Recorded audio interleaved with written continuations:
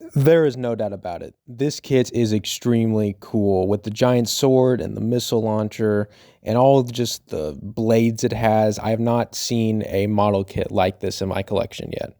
It just looks so cool. One of my first Gundam model kits was the green version from the Breaker Battle Log. So this kit is just so cool and is still one of the front and centers on my shelf. Welcome to the UV Hercules channel. My name is Grant, and let's get right into the review. So right here we have the two kits. The one on the left is the Breaker Battle Log version, the dark greenish. This one I found at Hobby Lobby on a sale for around 18 bucks, and I believe it was recent 2017, but I still see it around at my Hobby Lobby. This one I bought at Big Bad Toy Store. It was 23, 24 bucks, and it released this year. So this kit's pretty new, but it is just an exact recolor of this kit. And honestly, this is a pretty cool mobile suit. It is, I believe, a remolding or a redesigning of the Quanta from Trailblazer, the 00 movie. And this kit is especially cool because it doesn't use any beam weapons. All the weapons here have bullets or missiles or their swords. So that's pretty cool to see on a Gundam especially. Reminds me a lot of IBO where they didn't have beams. Neither do these kits.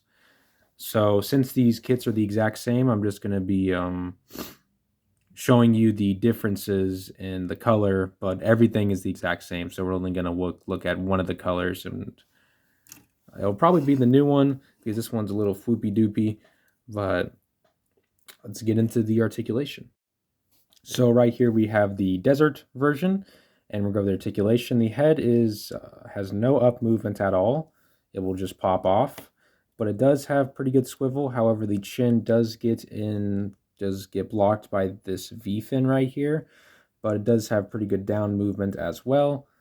The shoulders are on polycaps, so they can go out this way, a butterfly joint, and they also are on a ball joint, so you can get all the standard ball joint movements. The arms are on hinges, so they can go out about that far. And the bicep does have a swivel. However, it is a little bit tough to move around.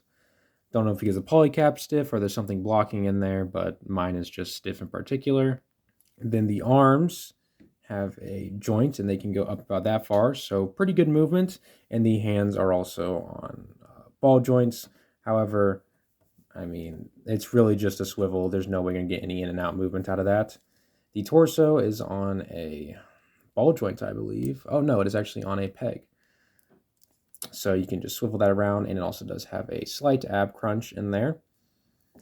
For the legs, this piece does like the float a lot. It simply just is on a polycap.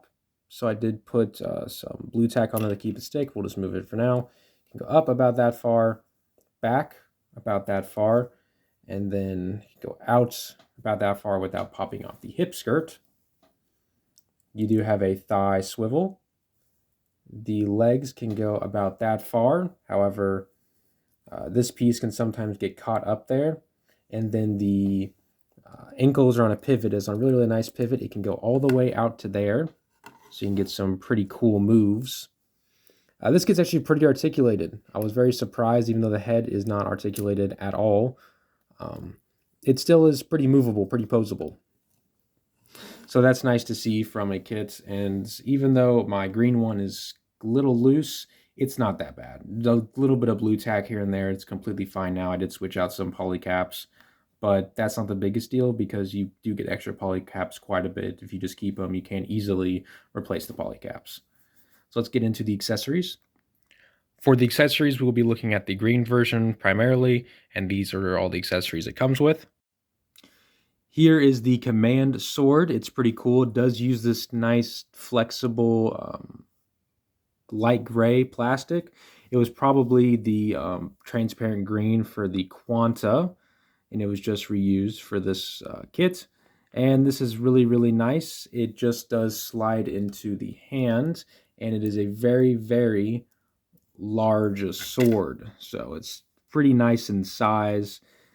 The command sword is probably my favorite accessories this comes with. You usually don't get a big Excalibur with a Gundam, so that's really, really cool that this one does come with it. Next, we have the heavy machine gun. It has a magazine in the back and has a lot of nice sculpted in detail. And this one is yellow, the Breaker Battle Log, and the Build a Metaverse one, which is the desert type, is red. So it kind of just changes the colors. I kind of like that the sand one is red. It definitely does give an added color to it that stands out. It has a bayonet at the front that once again uses that nice flexible gray plastic.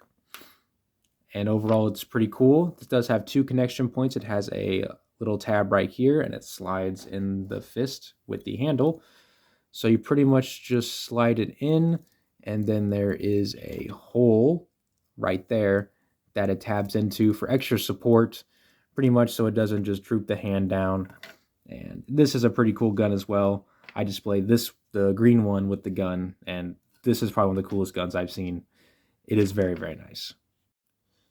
Here we have the arm shield, once again with a lot of nice molded in detail, room for panel lining. It does have a really cool caliper at the end, so you can have a little gun at the end, and it has 2 polycap slots for these hand-bladed knives. There is a peg right here, and it just pegs into the side like that. The handle is facing outwards from the caliper. And these knives are pretty cool. They don't fit in the hand the best, but it does use that nice gray plastic. Once again, I really do like the flexibility of that. I've never had it like sway. It usually stays pretty firm, and it's how it's molded in there. I've never had it like droop to one side or anything. And once again, it has the exact same connection as the heavy machine gun, as in it connects on the hand and the forearm. As we take it out, the knives are no different on the Build Metaverse version, but the colors are different.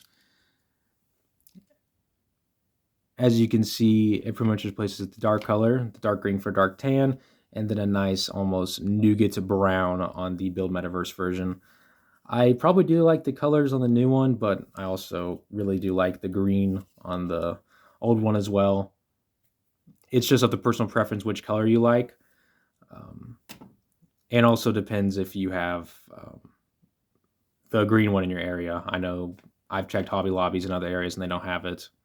So it just depends on which one you can get.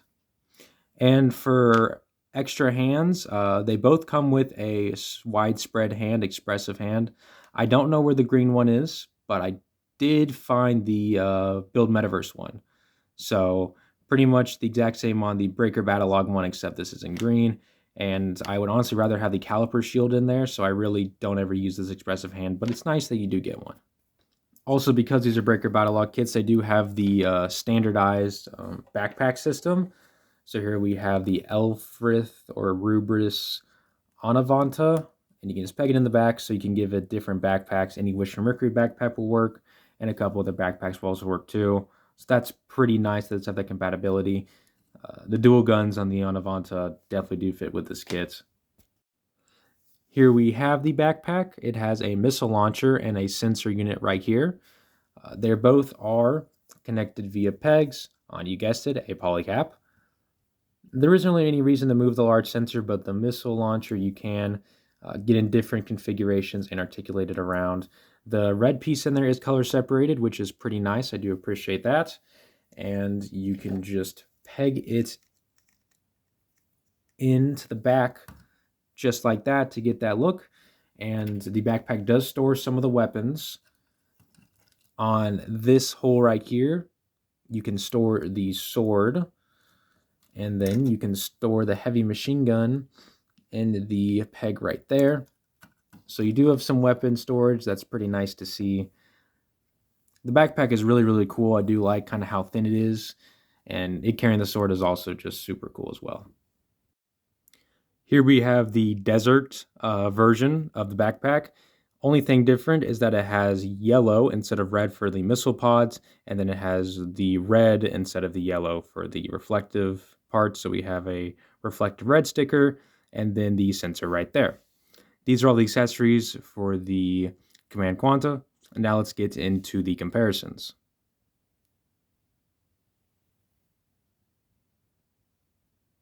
So for size comparisons, we're going to start off with some 00 kits. Here we have the Exia Repair 2, the Union flag, And that's the only double O kits I have, so I need to make a mental note for what Gundam kits I buy. Here we have some build kits. We have the Build Metaverse Integrate, Strike Exceed Galaxy, Integrate La Gundam, Goof Crimson, the Stray Red Frame with a flight stand, the Ground Gundam Urban Combat Type, and then we have it with the High Grade Origin Gundam.